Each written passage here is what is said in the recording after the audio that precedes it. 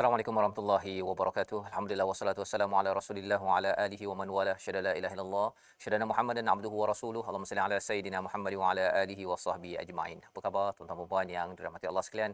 Kita bertemu dalam majlis ayah pada hari ini, pada pagi ini untuk sama-sama kita melihat kepada bagaimanakah panduan daripada surah Al-Mulk yang sudah pun kita lewati 27 ayat, dan pada hari ini kita ingin mendalami salah satu daripada ayat di hujung-hujung Ramadan ini untuk sama-sama kita bekalkan daripada Ramadan ini menuju Syawal dan bulan-bulan seterusnya, bekalan untuk ayah, bekalan untuk ibu yang menemankan ayah agar ayah terus boleh memimpin masuk syurga sekeluarga. Pada hari ini kita dalam tajuk kasih sayang ayah sebagai satu tajuk yang penting untuk kita sama-sama fahami. Adakah ayah ini sebagai sumber ketegasan, garang ataupun kasih sayang? Itu antara dilema yang mungkin berlaku apabila melihat kepada generasi terdahulu, mungkin mendidik dengan cara tali pinggang ataupun menggunakan kerengga di pokok nangka. Tetapi hari ini kita nak melihat bagaimana panduan daripada surah Al-Mulk dan juga daripada Quran dan Sunnah bersama dua orang panel kita pada hari ini, Al-Fadil Ustaz Syahrizan Daud. Apa khabar Ustaz? Alhamdulillah, terima kasih. Ustaz Fazrul, apa khabar? Alhamdulillah. Macam mana Ustaz? Dah di hujung Ramadan ini? Itulah kita proses untuk kita mempertingkatkan lagi untuk melakukan pecutan yang terakhir kita. Pecutan terakhir ya. Jadi 28 ni biasanya orang dah, kalau boleh balik merentas negeri ni rasanya ramai dah bergerak dah Ustaz ya. Tapi kita tak tahu sama ada negeri yang makin meningkat, ada yang tu kita doakan yang terbaik untuk Syawal kita, tapi yang pastinya Ramadan masih ada, kita ingin manfaatkan untuk kita mendalami Al-Quran ini Ustaz ya. Dan juga Al-Fadhil Ustaz Abdul Khair Jalil, yes, Johan Qari Antarabangsa Musabaqah Al-Quran Antarabangsa 2019 yang bersama kita pada kali ini. Apa khabar Ustaz?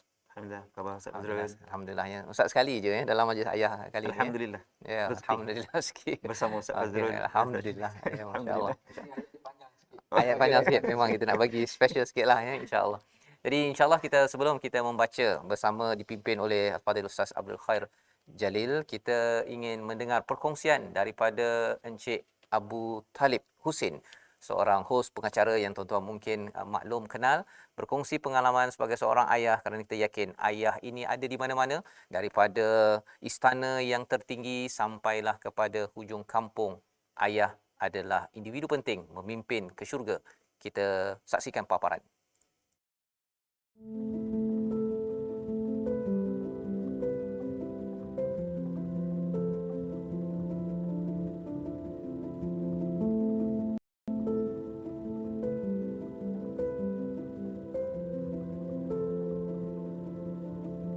Dulu saya tak boleh terima hakikat ni, bahawasanya memang saya membesar tanpa satu keluarga, entiti keluarga yang sempurna, di mana mak ayah saya bercerai ketika saya masih lagi dalam, sebenarnya masih bayi lagi lah. Saya pun tak tahu cerita, tapi saya dapat kumpul ni daripada ahli keluarga yang terdekat, sehingga saya dimaklumkan bahawasanya saya sepatutnya diserahkan pada orang lain, di mana mak saya perlu, sebab kami ada 7 beradik, lepas atas krisis atau dugaan yang Allah berikan tu, jadi mak saya terpaksa uruskan anak-anak, ayah saya ada haluan kehidupan dia tersendiri. Dan ada satu ketika saya disewakan sebuah bilik, umur 12 tahun, dikirimkan wang, dan sendirilah saya basuh baju sendiri. Daripada umur 9 tahun, 8 tahun tu saya dah biasa basuh baju sendiri. Jadi nak sekolah, tak nak sekolah ikut suka saya, lulus ke, pas ke, demam ke, sakit ke, sendirilah. Ambil masa hingga saya nak kahwin pun ambil masa. Maksud saya ambil masa tu adalah nak terima keadaan ni. Sehingga satu hari tu saya ingat lagi di rumah Prof Muhayyah, bonda. Saya rasa Prof dapat detect lah, dapat tahu yang saya ni ada satu perkara yang tak settle. Lama tau, berpuluh, makan 30 tahun saya simpan. Tapi satu hari saya ingatlah, dipendekkan cerita, kita panggil itu adalah satu reprogramming. Memaafkan, saya lepaskan, saya let go, bahawa selega sikit.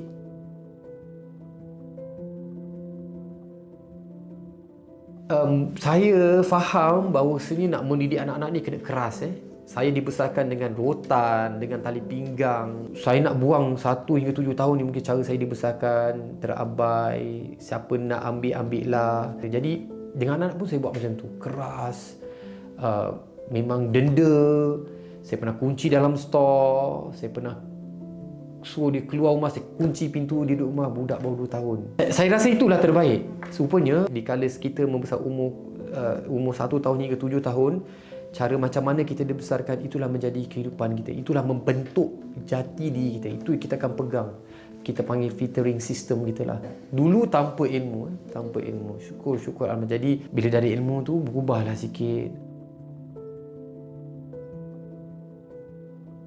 Yang ini adalah pertama kena banyak bincang lah dengan teman hidup semati kita.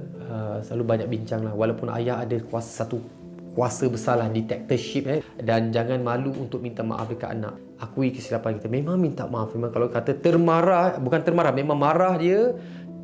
Kadang dengan cara yang kasar. Dah habis sesi tu, kita minta maaf dengan anak. Cakap minta maaf, baba cakap macam tadi. Sebab apa? Kita justify balik. Ayah kan dia kadang nak ada karakter kan. Dia tak nak tunjuk. Tapi saya rasa no. Saya nak breakthrough, tidak. Saya tak percaya pada benda tu. Okey, apa saya buat? Saya akan peluk anak saya. Saya akan suruh letak tangan dia dekat bahu saya. Saya akan lagakan kepala saya dengan kepala dia. Saya suruh dia tutup mata. Saya cakap dengan dia, bukan baba cakap, otak baba akan cakap. Saya akan berbisik. Saya akan whispering. Saya akan beritahu dia. Contoh saya cakap dengan anak saya, Jamilah.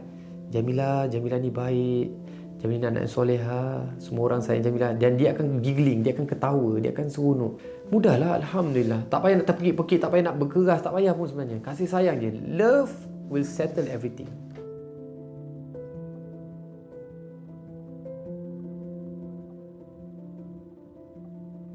Kita sebenarnya ada pilihan dalam kehidupan, sama ada kita nak teruskan mewarisi sejarah kehidupan kita kepada anak-anak atau kita nak hentikan dan gantikan yang lebih baik. Utamanya tentang ayah ni, dia ada, kita panggil dalam bahasa Inggeris, father effect. Seorang anak perempuan yang dipenuhi dengan kasih sayang seorang ayah tidak akan mudah dahaga dengan kasih sayang mana-mana lelaki. Maksudnya dia tidak mudah dipancing oleh mana-mana lelaki asing yang meraih kasih sayang daripada dia. Jadi amat penting ayah macam saya ni untuk zahirkan pada anak-anak saya kasih sayang pada diorang. Begitulah perkongsian daripada Encik Abu Talib Husin, seorang hos pengacara yang mempunyai 4 orang anak dan pengalaman bersama ayah ibunya yang berkonflik, berkrisis itu melatari kepada kehidupan, dan ada ilmu yang dibekalkan dalam perjalanan untuk mengembalikan semula institusi ayah dan keluarga agar berada di atas jalan yang sepatutnya. Dan mari sama-sama kita melihat kepada surah Al-Mulk ayat 27 hingga 29 untuk sama-sama kita dapat hargai dan melihat adakah sebenarnya ayah perlu lembut ataupun lembik ataupun perlu tegas ataupun garang seperti harimau. Kita lihat ayat surah Al-Mulk ayat 27 hingga 29. Terima kasih Ustaz Fazrul. Assalamualaikum warahmatullahi wabarakatuh. Assalamualaikum. Ustaz Fazrul, Ustaz Syahrizan dan penonton yang dikasihi dan dirahmati Allah Subhanahu wa taala. Insya-Allah pada hari ini dengan tajuk kita kasih sayang ayah. So kita akan tengok ayat Al-Quran yang insya-Allah mudah-mudahan dapat merungkai permasalahan berkaitan dengan topik yang kita bincang pada hari ini insya-Allah. Dan sebelum saya baca Ustaz cerita pasal ayah ni Ustaz. Ayah ni kalau kita tengok nampak karakter garang, tapi biasanya sebenarnya dalam hati ada taman. Oh, Nampak garang, pukul anak, denda anak, tapi dengan sebab kadang-kadang dengan dia pukul, dia denda tu, masuk toilet menangis.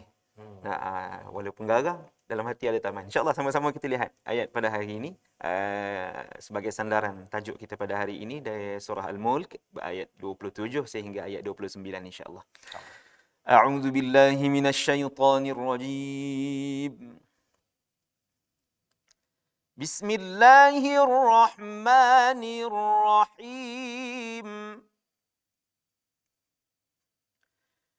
Falamma ra'awhu zulfatan si'at wujuhul ladzina kafaru wa qila hadzal ladzi kuntum bihi tad'un.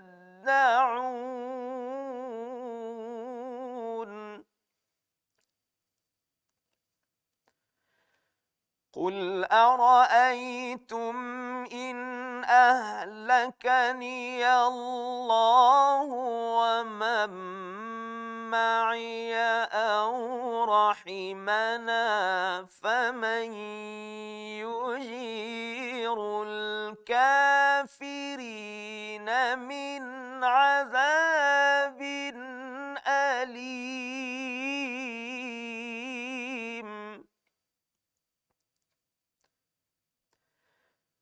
قل هو الرحمن آمنا به وعليه توكلنا فستعلمون من هو في ضلال مبين. صدق الله العظيم. Surah Al-Azim, 3 ayat daripada surah Al-Mulk. Ketika datang kiamat dan mereka melihat azab itu secara dekat, wajah orang-orang kafir itu menjadi muram dan dikatakan kepada mereka, inilah azab yang dahulu kamu memintanya. Katakanlah, wahai Muhammad, tahukah kamu jika Allah mematikan aku dan orang-orang yang bersamaku atau memberi rahmat kepada kami, maka lalu siapa yang dapat melindungi orang-orang yang kafir daripada azab yang pedih? Katakanlah, dialah yang maha pemurah, kami beriman kepadanya dan kepadanya lah kami bertawakal, maka nanti kamu akan mengetahui siapa yang berada dalam kesesatan yang nyata. Bukan sesat, sesat. Okey, sesat yang nyata. Inilah 3 ayat daripada surah Al-Mulk untuk sama-sama kita maklumi dan kita lihat, terutama pada ayat yang ke-28 ini yang kita ingin bicarakan bersama dengan Fadil Ustaz Syahrizan juga pada hari ini. Ustaz, bila melihat perkongsian Cik Abu Talib sebentar tadi, beliau dalam keadaan beliau sebagai seorang ayah yang terkenal dalam masa yang sama juga ada pengalaman yang tersendiri dan pengalaman tersendiri itulah jika kita boleh lihat pada ayat 28 ini, kalau seorang ayah baca ayat 28 ini Ustaz, apa mesej yang perlu diambil, yang perlu ditanamkan dalam diri ketika mendidik sebuah keluarga menuju ke syurga? Silakan. Assalamualaikum warahmatullahi wabarakatuh. Alhamdulillah wassalatu wassalamu ala Rasulillah Sayyidina Muhammad wa ala alihi wa sahbihi wa man walah. Tuan Fazrul, terima kasih banyak-banyak atas jemputan pada Ustaz Abdul Khair. Terima kasih banyak-banyak atas bacaan yang sangat menyentuh hati. Sesedari tuan-tuan dan puan yang dirahmati Allah sekalian, kita biasanya kita sangat, orang kata dalam bahasa Inggeris, kita expect kepada ayah kita mesti ada sesuatu. Sebagai ketua keluarga, bila kita jadi anak ni, kita memang mengharapkan ayah tu macam ni. Tambah pula kalau kita buat perbandingan dengan ayah lain yang mungkin tidak ada watak itu pada ayah kita, lagilah kita akan mengharapkan lebih daripada ayah kita. Biasanya begitulah. Tambah pula anak perempuan, mungkin biasanya anak perempuan lah yang diperlukan lebih daripada ayahnya sebab dia anggap ayahnya pelindung dan sebagainya. Dan bila kita baca ayat 28, bagi orang yang dia tidak mengharapkan apa-apa daripada ayahnya, mungkin dia tidak perlukan ayah dia, maka dia akan boleh buat keputusan dia sendirilah. Tapi bagi mereka yang mengharapkan ayah dia, maka dia akan cari jalan tu. Jadi bila kita baca ayat 28 ni, bagi seorang ayah yang dia tahu dia ni diperlukan oleh keluarganya, dia adalah orang yang diharapkan dalam keluarganya, bukan sekadar terhadap pasangan dia saja, tapi dia bila dah ada anak, bila dah dapat title ayah, tanggungjawabnya lebih besar. Jadi kita perlu menjadi orang harapan yang semestinya bila kita tahu kita itu diharap, ada banyak benda yang kita kena prepare, yang kita perlu get ready lah. Dan saya suka yang kalau berdasarkan apa pengalaman yang kita lihat pada ayah-ayah yang ada, Tuan Fazrul, Ustaz, kita melihat memang kita ayah ni memang akan ada kekurangan, kita tak akan sempurna. Tapi apabila kita belajar daripada kekurangan itu dan kita mengisi kekurangan dengan kesempurnaan yang daripada orang lain, kita akan dapat sebagaimana yang diharapkan. Jadi kalaulah ayat 28 itu, bila mana Allah tanya kepada Muhammad, wahai Muhammad, tolong tanya orang-orang kafir ni, kan dia orang ni nakkan balasan buruk sebagaimana dia orang harapkan, sebab bila Nabi sampaikan dakwah, mereka tentang dan mereka kata, okey, kalau betul engkau Muhammad, engkau betul kau Nabi, akan sampaikanlah benda yang tak elok, apa yang kau harapkan sangat. Ataupun adakah mereka harap Allah boleh bagi rahmat kepada apa yang mereka buat, walaupun mereka tak elok, walaupun mereka tak baik, tapi Allah tetap bagi rahmat, bagi kasih sayang, bagi kelembutan kepada mereka. Itulah ayah sebenarnya. Yang kalau dia tak suka ayahnya, kan banyak macam-macam kisah hari ni yang kita tengok, bila mana seorang anak, bila mana dia menjerit terhadap ayahnya, kan ayahnya tak boleh berikan sebagaimana yang diharapkan, bila dia tengok ayah-ayah orang-orang lain, jadi dia rasa ayahnya lemah, maka dia menjerit dengan ayah dia. Tapi dalam masa yang sama, ayah ini akan bersabar dengan anak-anak yang macam ni. Dan ayah itu sebagai seorang ayah, dia bukan sekadar harus melepaskan kemarahan terhadap jeritan anak tu, tapi dia sendiri akan improve diri dia terhadap apa yang anak itu perlukan daripada dia. Jadi saya memandang, kalaulah Allah itu Maha Pemurah, Maha Rahmat, Maha Lembut, Maha Kasih, walaupun orang yang melakukan benda yang tak elok kepada Allah, seorang ayah, dia bukan sekadar mementingkan haknya anaknya buat salah, menjerit kepada dia terhadap kelemahan dia, tapi dia perlu menjadi sebagaimana rahmat Allah. Walaupun dia boleh marah balik, dia boleh boykot anak dia, dia boleh jangan bagi makan, bagi minum pada anaknya sebab anaknya buat kesalahan kepada dia. Tapi apabila dia ada rahmat, sebagaimana disebut dalam ayat 28, dia terus akan berikan kebaikan kepada keluarga dia. Saya rasa sebagai seorang ayah, perlu ambil inspirasi rahmat Allah itu, kita terap dalam diri kita sebenarnya.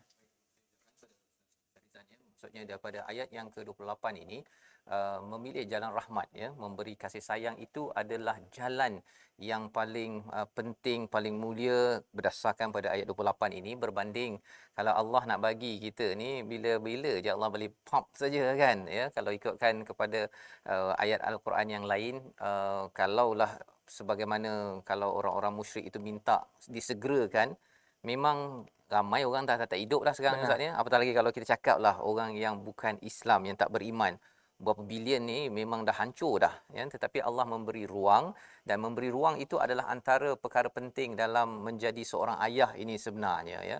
Cuma bila cakap tentang beri ruang Ustaz, ya, beri ruang, mungkin juga Ustaz Abdul Khair pun sebagai ayah, sebagai pendidik. Ustaz Abdul Khair mengajar dekat di masjid negeri ini, ya, sebagai guru Taranum dah 3 tahun Ustaz, ya. 3 tahun, ya. Bila kadang-kadang ayah memberi ruang, ya, mengajar, contohnya mak mengajar dengan kasih sayang, zaman dahulu dia terkenal dengan kerengga dengan tali pinggang, ya kan. Dan rotan itu kat sebelah tu bukan sekadar letak sebelah, tapi memang kalau katakan baca Quran, silapnya kena kan, okey. Jadi macam sekarang Ustaz mengajar di masjid negeri ini, bagaimana Ustaz menguruskan ketika mengajar itu tersebut sebagai satu daripada tugas ayah jugalah kan, sebagai cikgu. Kalau di rumah itu mungkin ada ayah-ayah yang mengajar anak baca Quran, mengajar anak untuk berakhlak. Ada di kalangan guru-guru ini yang dia mungkin bersifat tegas untuk mendisiplinkan. Ada yang kata dia bersifat kasar untuk mendisiplinkan. Ada yang kata gunalah lemah lembut untuk mendisiplinkan. Mana cara yang Ustaz gunakan ketika mengajar Al-Quran ini sebenarnya? Baik, terima kasih Ustaz Fazrul. Soalan ni macam saya pula ahli panel Ustaz. Oh ya, memang Ustaz memang ahli panel. Saya je tanya soalan. Alhamdulillah. Okey, saya di sini mengajar seperti mana yang Ustaz sebut tadi, pengalaman mengajar di sini tak adalah lama, dalam 3-4 tahun begitu. Dan alhamdulillah anak-anak saya yang di sini keluar lebih dulu pada saya. Oh, okey. Maknanya mereka adalah lebih tua dari kita. Tapi alhamdulillah, apa pun kita nampak kesedaran mereka untuk belajar Al-Quran. Belajar Al-Quran. Walaupun di satu usia yang mungkin dah orang kata lanjut. Betul. Kadang-kadang orang kata tak ada harapan untuk belajar. Nah, sebab tu kalau pepatah itu sebab apa Ustaz? Melentur buluh biar dari rebung Ustaz kan. Jadi orang kata pada dia mungkin harapan untuk belajar, harapan untuk pandai itu tipis sangatlah. Lagi-lagi belajar Taranum Ustaz. Nah, jangan tak payah kira orang tua. Yang muda pun ramai syahid. Dah, jadi pendekatanlah bila kita apa ni, seperti mana yang Allah sebut dalam Al-Quran, ud'u ila sabili rabbika bil hikmah wal mau'izatil hasanah. Maksudnya kita nak mengajar, kita nak berhadapan dengan seseorang tu, kita kena tengok situasi juga kan Ustaz. Apabila kita berada di hadapan orang-orang yang lebih tua, walaupun kita kata anak murid kita lebih tua, maka cara pendekatan tu dia lain. Tidak sama dengan mungkin anak-anak kita yang kecil, tidak sama.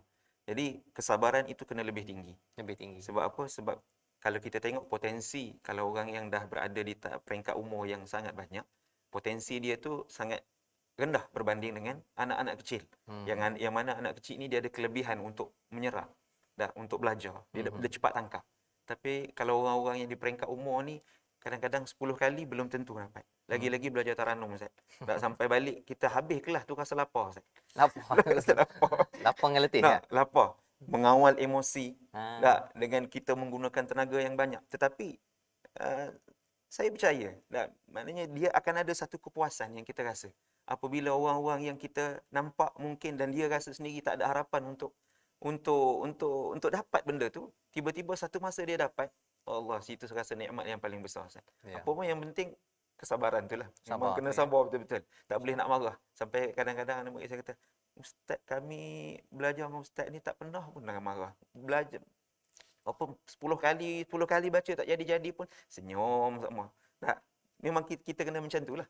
Sebab kita tak nak bagi orang lagi, orang ada usaha untuk dekat dengan Al-Quran. Tetapi kalau kita, pada anak lah, pada saya lah, kalau kita marah-marah, nanti dia akan jauh kembali. Jauh. Itu yang kita tak nak. Wallahu a'lam. Terima kasih diucapkan pada Ustaz Abdul Khair berkongsi pengalaman mengajar, mendidik ya. Pasal pengalaman ini sebenarnya juga kita nak kongsikan dengan ayah-ayah, ibu yang mungkin mengajar di rumah.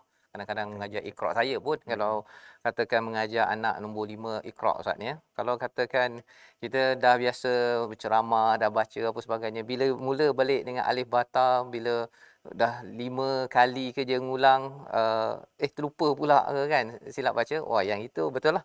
Maksudnya kesabaran, memberi ruang itu adalah antara perkara yang penting. Jadi bila kita lihat dalam senario di negara kita dalam berita, Ustaz ya, ada ayah yang kadang-kadang cepat hilang sabar. Kan? Dia rasakan bahawa dia dah penat.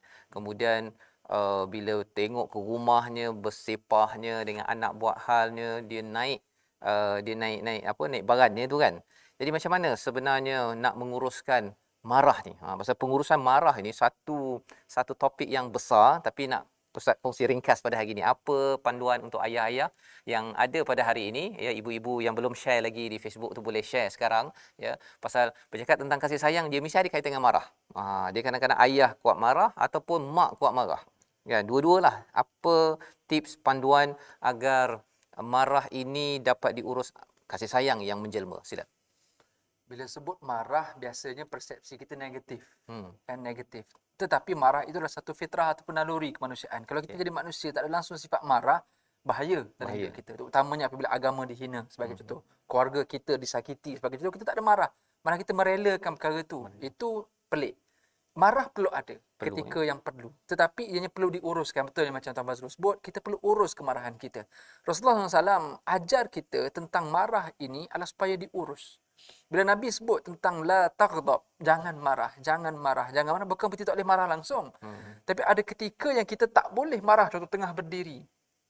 Tengah kita tak boleh nak kawal emosi. Ketika itu Nabi kata jangan marah. Nabi sebut jangan marah itu sesuai dengan konteksnya. Sebab Nabi tengok sahabat yang kalau dimarah masa itu akan berlaku kesan negatif yang lebih besar.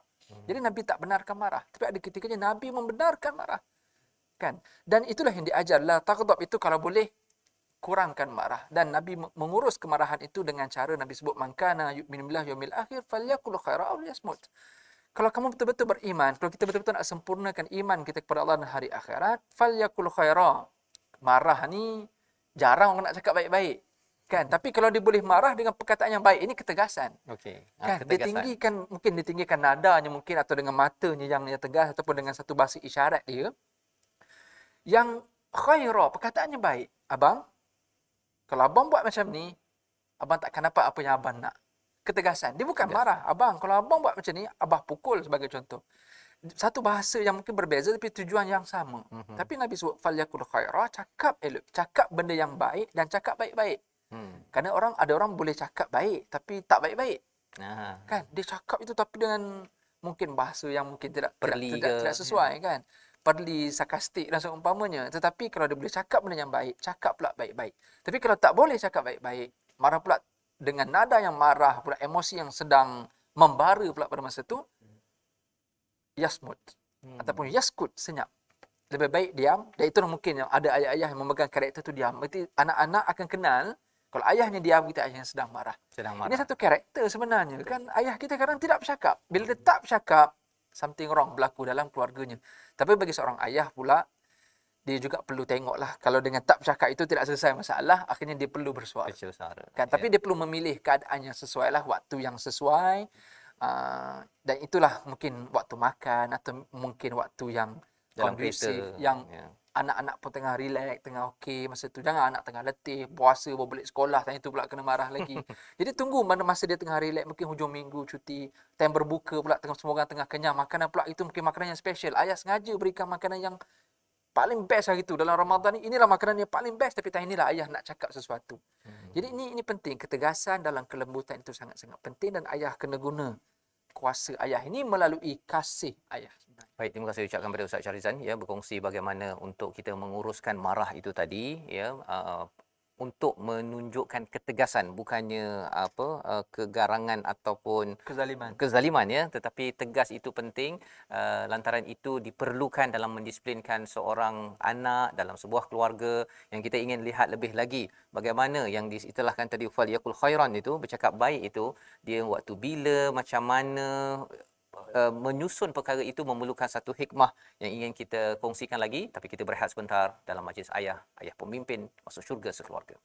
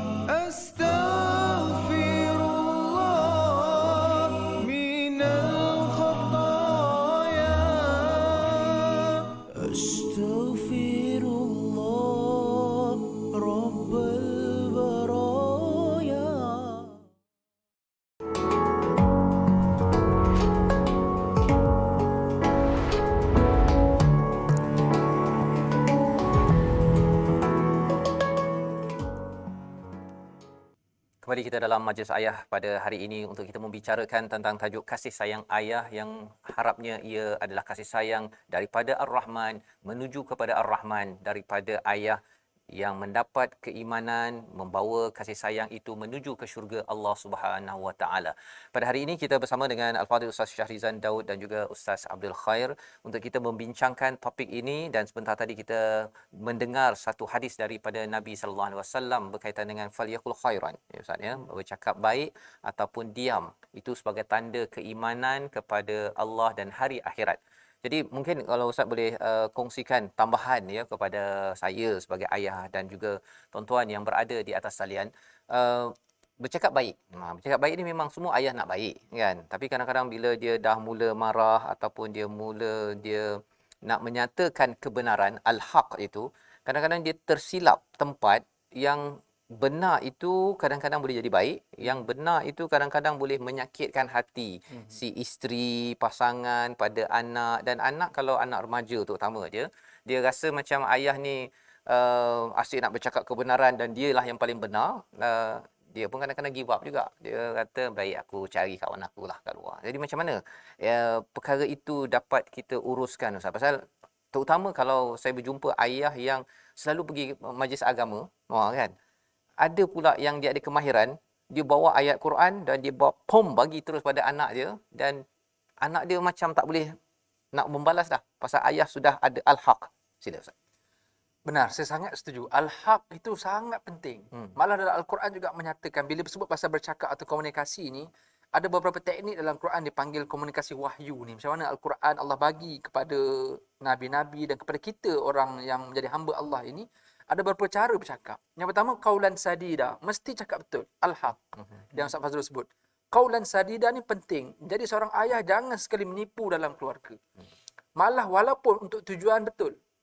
Okay, untuk tujuan yang baik, sebagai untuk apa sekalipun jangan tipu. Kena cakap yang betul. Yang kedua, qaulan ma'rufa, kena cakap perkara yang membawa kepada arah yang kebaikan. Qaulan ma'ruf. Yang ketiga, Kaulan karima, cakap dengan cara memuliakan, ini especially bagi ayah yang nak hormat pada orang yang lebih tua lah. Ayah bercakap dengan ayah dia, ayah bercakap dengan mak dia. Jadi anak-anak akan melihat benda tu. Kaulan karimah, bercakap dengan orang yang lebih tua. Ada lagi kaulan maisura, cakap santai-santai. Cakap dengan anak, ada level anak yang dari universiti lain pula cara bercakapnya. Kaulan baligha, cakap biar sampai maksud. Anak yang darjah 1 lain. Kalau kita cakap dengan anak kita, abang nanti pergi sekolah, elok-elok ya. Elok-elok tu tidak baligha, tidak sampai maksud. Kita kena visualkan dia, abang nak masuk sekolah nanti, lintah jalan, tengok kanan, tengok kiri, tak ada kereta, abang cepat-cepat jalan. Bagi dia nampak baligha biar sampai. Kakak nanti dekat kantin, nanti elok-elok dekat kantin masa makan tu, elok-elok tu macam mana? Elok tu Dia apa tidak lah? baligha, tidak sampai maksud. Kakak kena tanya berapa harga, tanya kalau dekat kantin nampak ada kawan tak ada makanan, share makanan dengan dia. Maknanya baligha biar sampai maksud. Ada lagi kaulan layyinah, cakap lembut. Jadi ini semua teknik-teknik yang dan diceritakan dalam Al-Quran. Seorang ayah perlu menguasai teknik-teknik macam ni. Dan saya juga masih belajar untuk menguasai semua teknik ini. Walaupun kita manusia, cubalah untuk jadi yang sesempurna mungkin. Tapi kita juga ada nafsu yang kadang-kadang bawa kita pada benda yang tak elok. Kita cuba nak cakap baik-baik. Tapi kita dah plan dah ni. Okey, saya akan cakap baik-baik. Tiba-tiba opponent kita, anak kita, dia buat emosi yang tak elok depan kita. Masa itulah kita akan cuba nak seimbangkan. Tengah dah plan nak cakap baik-baik. Nak cakap benda baik, benda yang betul, benda yang hak. Walaupun dengan ayat Quran, tiba-tiba dia pandang ke lain. Macam mana? Kita rasa kita dah betul dengan ayat Quran hadis ni. Tiba-tiba dia pandang ke lain. Seolahnya dia menolak terus Quran. Hot kita. Ketika itulah kita nak urus. Sebab tu Nabi ajar kita, ketika bercakap, ketika marah sekalipun, kalau berdiri duduk. Kalau duduk baring, tak boleh juga pergi ambil wuduk, tak boleh juga mandi. Jadi nak katanya, anger management ataupun nak mengurus kemarahan itu sangat-sangat penting. Dan lidah ini dia memang sangat-sangat tajam lah. Sebab itu bila kita sebut tadi lebih baik diam, itu antara senjata yang paling besar dalam rumah tangga kita. Sebab kalau kita dalam keadaan marah itu berdiri, kita ada pula kuasa dengan tangan, kita boleh ambil barang ini untuk kita pukul. Sebab kita rasa kita ada kuasa itu. Tetapi dari satu sudut yang lain, Islam mengajar juga hukuman itu. Tapi tengok pada kesesuaian kita pada hari inilah. Zaman dulu mungkin sesuai dengan rotan mungkin, atau mungkin ada masih lagi yang masih sesuai, dia dah ajar anaknya daripada kecil dengan rotan, tapi yang sekadarnya. Kadang-kadang rotannya bukan dengan rotan yang betul-betul buluh rotan tu, kadang-kadang dengan pen saja. Kan, anak yang ayahnya terlalu baik, yang menyediakan menguruskan keluarganya, yang ahli ibadat, orang soleh, kadang-kadang dia tidak perlu rotan belantan, dia tidak perlu, kadang-kadang dengan pen saja, tak ada sangat. Kan? Itu saja telah memberikan satu perasaan yang hukuman yang sangat besar pada anak. Jadi perkara ini saya rasa dia tidak mampu didapati dengan benda yang singkat lah. Dia perlu ada prosesnya. Dan bagi seorang ayah yang menjalani proses ini, dia juga perlu memperbaiki diri dia. Jangan hanya melepaskan kemarahan, tapi dalam masa yang sama fikir juga kemarahan anak-anak terhadap diri dia. Maka daripada situ kita akan adalah timbang rasa, toleransi antara kita sebagai ketua keluarga, insya-Allah. Baik, terima kasih ucapkan pada Ustaz Syarizan untuk berkongsi tadi ya berkaitan dengan jenis-jenis percakapan itu ya. Itu perlu dilebarkan lagi. Dia kena praktikal, tapi ia adalah satu proses bagi ayah-ayah yang bersama pada hari ini ya, kaedah yang sadida, ma'rufa ataupun karima, maisura tadi ya. Pelbagai istilah-istilah itu perlu dilatih. Pasal biasalah Ustaz ya, kursus kahwin tu 2 hari je kan. Kemahiran bercakap ini, kecualilah orang tu pergi kursus bercakap, itu pun untuk cakap dekat khalayak ramai. Tak adanya yang kata okey ini cara bercakap dengan anak kan. Kursus-kursus begitu terhad, tapi kalau tuan-tuan ada peluang untuk hadir ke program begitu, belajar, saya rasa itu kemahiran yang besar Ustaz ya. Pasal kita akan banyak menggunakan masa juga di rumah selain daripada tempat kerja. Cuma di tempat kerja ni biasanya orang profesional kan. Dia senyumnya, hello, how are you doing, apa sebagainya kan. Tapi bila balik rumah dah penat kan, habis semua yang dia punya senyum-senyum tu, dan kita mengharapkan ke syurga itu dengan keluarga ya, bukannya dengan syarikat ke apa tu. Itu membantu di luar, tapi kita kena jaga diri dan keluarga. Dan ini perkara yang ayah-ayah pada hari ini boleh kita ambil perhatian daripada perkongsian tadi. Kita ada satu lagi ayat daripada surah Ali Imran ayat 159 yang telah kita bincangkan sebelum ini, tapi kali ini kita nak bincang sekali lagi lantaran Quran Ustaz ya. Bila kita bincang berkali-kali ini untuk kita pasakkan dalam diri ayah seperti saya, tuan-tuan sekalian, apakah teknik untuk kasih sayang itu muncul pada setiap masa? Surah Ali Imran ayat 159 bersama Ustaz Abdul Khair. Terima kasih Ustaz Fazrul. Mari sama-sama kita lihat surah Ali Imran ayat yang ke-159 sebagai sambungan daripada perbincangan kita tadi. Ya. Jadi sebelum saya baca Ustaz, saya nak sebut berkenaan dengan marah ni.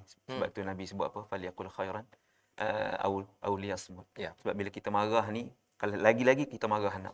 Dia yang saya nampak bila kita marah anak ni, dia ada dua konten. Dua isi penting dalam marah kita tu. Yang pertama, doa yang negatif pada anak. Nah, doa yang negatif pada anak. Yang kedua, kita buat perbandingan.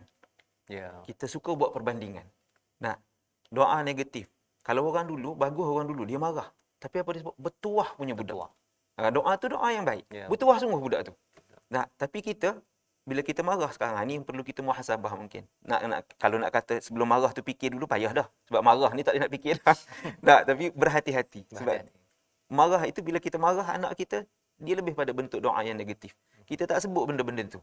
Tak, kalau orang dulu dia sebut bahlul kan. Kita nampak bahlul tu satu benda yang negatif. Tapi sebenarnya dapat saya dengar hari tu di Radio IKIM. Rupanya bahlul tu nama orang alim kan Ustaz? Orang alim, orang soleh. Orang soleh rupanya. Oh, kita nampak bahlul tu. Kadang-kadang bila kita dengar orang kata bahlul, sensitif sungguh bahlul ni. Tapi sebenarnya bahlul tu doa pada sebab orang tu orang yang baik, bahlul tu. Tapi kita sebab apa? Kamu ni menyusahkan. Ni dan benda tu semua benda yang negatif. Maka hasil daripada marah kita tu tidak nampak apa-apa perubahan yang positif pada anak. Yang keduanya perbandingan, kan Ustaz kan? Perbandingan. Kita suka bandingkan anak kita dengan anak nombor satu. Kau tengok abang kau. Dah, dia bagus macam ni, waktu macam ni, dia baca solat ikut waktu. Kau ni menyusahkan. Ya. Dah, jadi tidak ada apa-apa yang positif di dalam marah kita tu. Maka hasilnya adalah negatif. Jadi dua perkara tadi itu maksudnya doa yang tak baik atau Doa yang cakap tak yang tak baik dan membandingkan tu Ustaz ya. Betul, Membandingkan itu perkara yang perlu dijaga-jaga Dijaga-jaga. ya. Pasal kadang-kadang dia pasal sayang sangat kan. Tapi sayang sangat tu dia punya perkataannya itu kalau terguna dua perkara tersebut ia merosakkan kepada hubungan dalam kekeluargaan, membina seorang anak itu sendiri. Jadi mari kita lihat Ustaz dalam ayat 159 dah jadi ahli ini. panel pula saya ni Ustaz. Oh, Banyak alhamdulillah. Ustaz. Alhamdulillah. Kita nak berkongsi pengalaman dengan ayat-ayat yang ada. Silakan. Baik, sama-sama kita lihat surah Ali Imran ayat yang ke-159. A'udzu billahi minasyaitonir rajim. Bismillahirrahmanirrahim. فبما رحمة من الله لنت لهم ولو كنت فظا غليظ القلب لانفضوا من حولك فاعف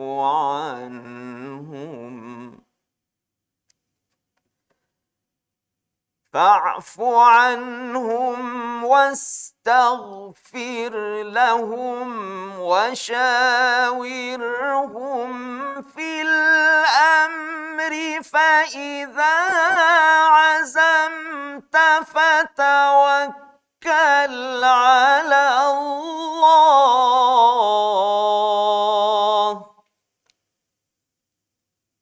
إن الله يحب المتوكلين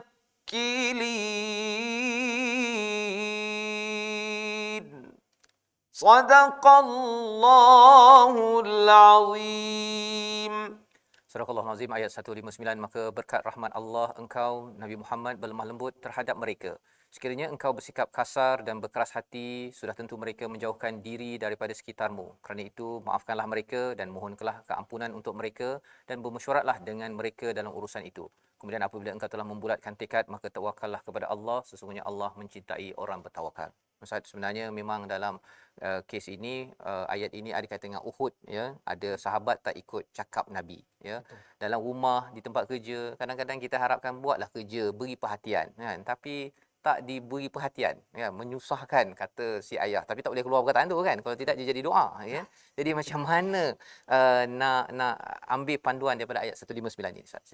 Baik, ada beberapa keyword yang penting dalam ayat 159 surah Ali Imran, iaitu pertamanya tentang kasih sayang dan kelembutan. Bila sebut kasih sayang, kelembutan, Nabi kasihkan sahabat-sahabat ni walaupun mereka buat salah, Nabi tetap lembut. Kalau tak, sahabat ni terus pergi, terus fed up dengan Islam, terus tak nak dah support Nabi.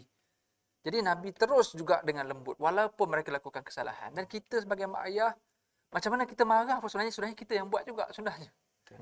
Anak-anak akan nampak kelembutan dekat situ. Sebab tu kadang-kadang Ustaz, anak-anak akhirnya dah tak makan saman dah. Kalau kena marah balik tu, marah je, tu dia nak lepas je. Sebenarnya dia juga yang buat. Jadi kita nampak sebenarnya dia dah jadi satu fitrah dah hari ni. Tapi anak-anak perlu hormat lah, walaupun tahu mak ayah tu dia marah macam mana pun. Tapi kita perlu hormat dia. Takut sebab usianya dah meningkat. Takut dia marah kita banyak kali, sebenarnya sakit jantung. Dia jangan fikir dia selamat. Dia takut nanti mak ayahnya tak selamat, dia juga yang susah. Jadi anak kena nampak. Malangnya anak tak nampak benda tu.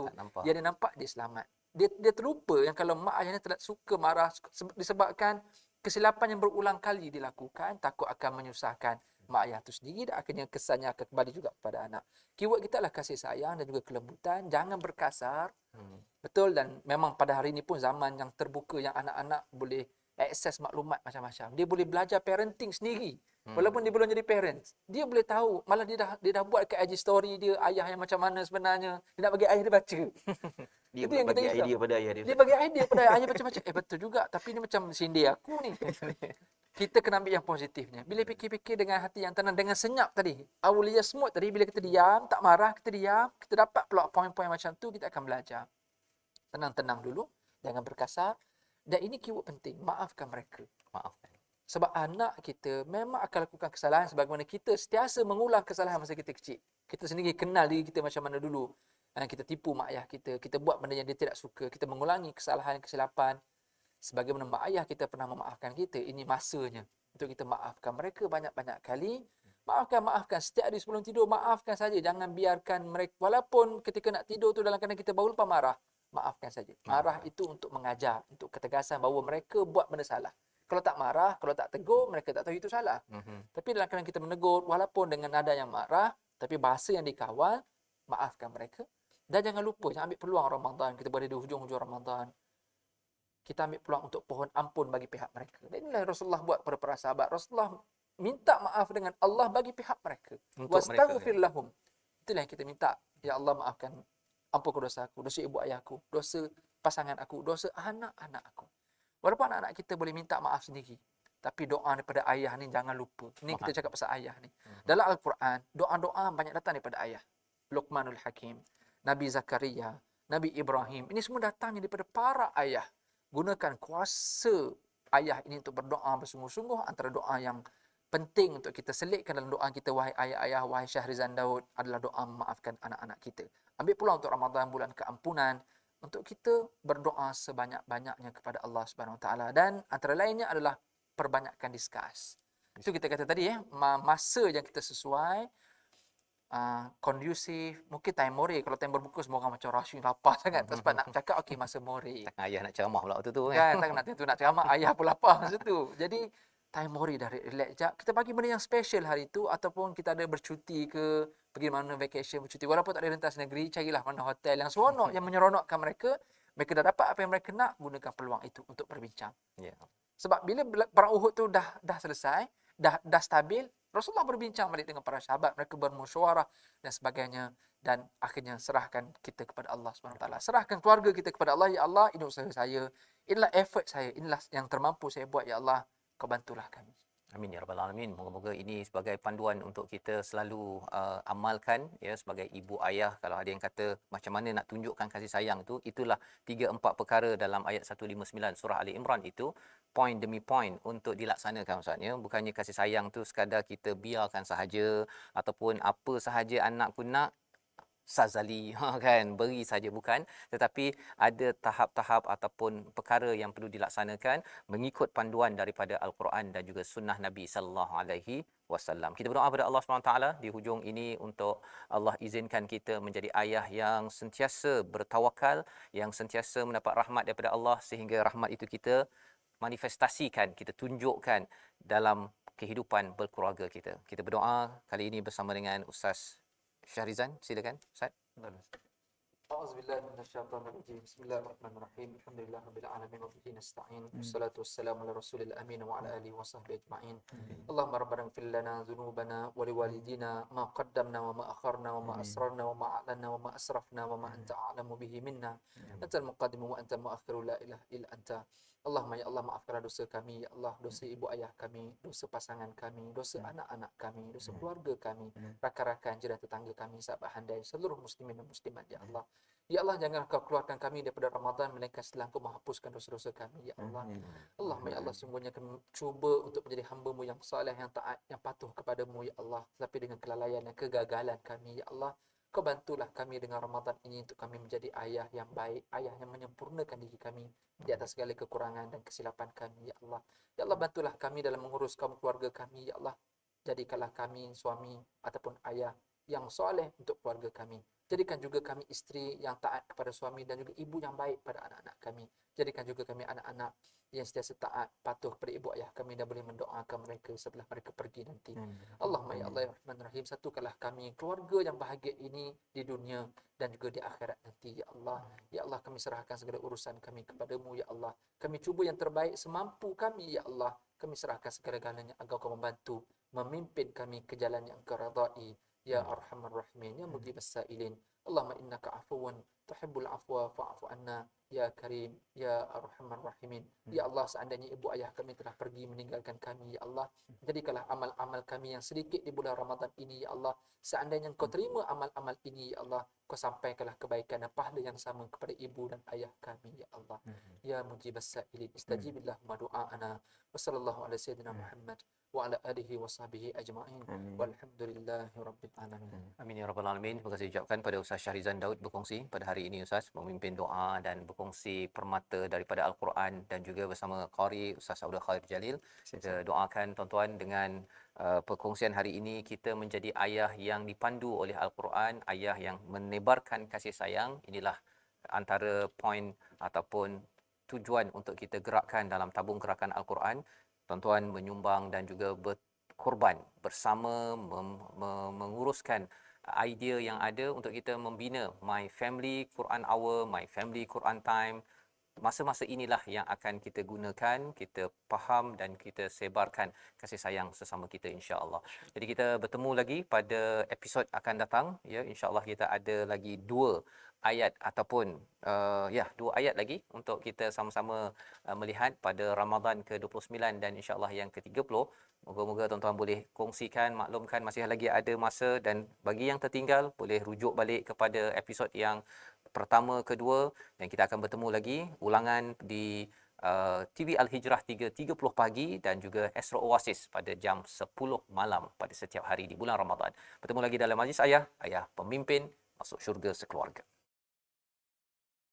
Astaghfirullah Rabbal baraya, Astaghfirullah minal khataya, Astaghfirullah